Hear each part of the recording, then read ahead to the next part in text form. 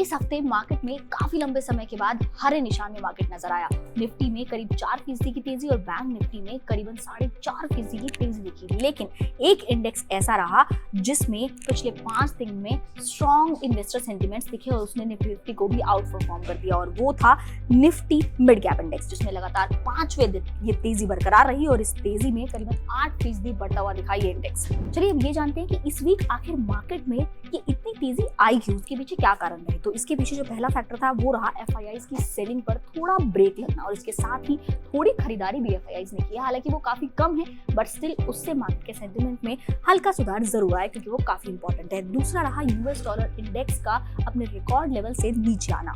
इसके साथ ही फरवरी का जो सीपीआई इन्फ्लेशन डेटा आया है उसमें भी वो 7 मंथ के लो पर आया है और 3.61% पर आ गया है। यानी कि हमारे यहाँ फूड इन्फ्लेशन कंट्रोल में आता हुआ नजर आ रहा है, जिसे देखते हुए मार्केट के सेंटीमेंट सुधरते हुए भी आपको दिख रहे हैं।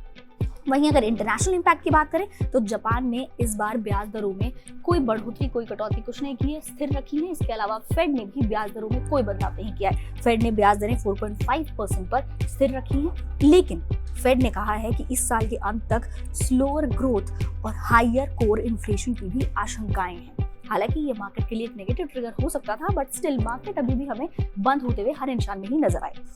इसके साथ ही ट्रेड टेंशंस भी बढ़ती हुई नजर आई और 2 अप्रैल से रेसिप्रोकल टैरिफ लगने वाले हैं, लेकिन इन सब का असर हमने इस बार भारतीय बाजार पर यानी कि इस हफ्ते नहीं देखा। वहीं बात 21 मार्च की क्लोजिंग की करें तो 5 दिनों में करीब 800 पॉइंट्स की बढ़त हमने निफ्टी में देखी, जिसके बाद निफ्टी 23,350 पर बंद हुआ, और बैंक निफ्टी में हमने करीबन 2200 पॉइंट्स की रैली देखी, जिसके बाद बैंक निफ्टी 50,593 पर बंद हुआ। अब ये देखना होगा कि अगले हफ्ते बाजार में क्या ये तेजी कायम रहती है या अगले हफ्ते कोई नई ऐसी चीज उभर कर आती है जिसकी वजह से बाजार में हमें फिर से वॉलेटिलिटी देखने को मिलेगी। तब तक के लिए आप देखते रहें जाकिन बिजनेस और हमें कमेंट करके जरूर बताएं कि आपके पास कौन कौन से स्टॉक्स